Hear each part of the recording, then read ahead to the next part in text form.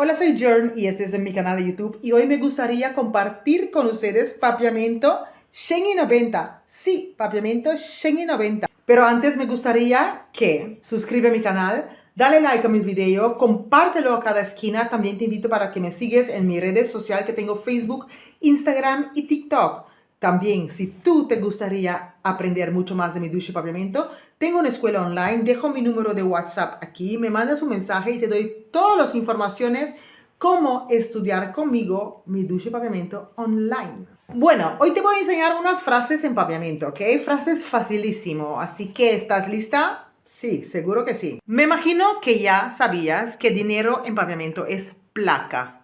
Placa. No tengo dinero. Mi no tin placa. Mi no tin placa. Queso. Queso en papiamento es keshi. Keshi. Keshi. Quiero comer pan con queso. Quiero comer pan con queso en papiamento. Mi quier come pan cu keshi. Mi quier come pan cu keshi. Los colores en papiamento. Rojo. Rojo es corra. Corra. Corra. El rojo es un color bonito. El rojo es un color bonito. En papiamento sería corra da un color bonita. Corra da un color bonita. Playa. Playa en papiamento es lama. Lama.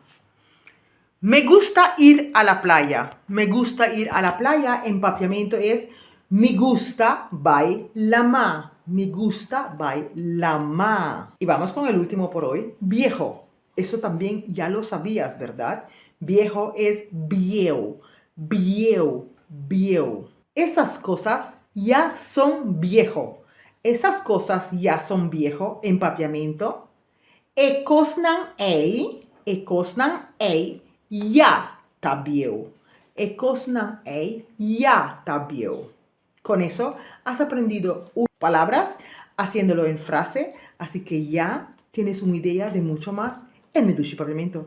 Nos vemos en mi próximo video. Ayo.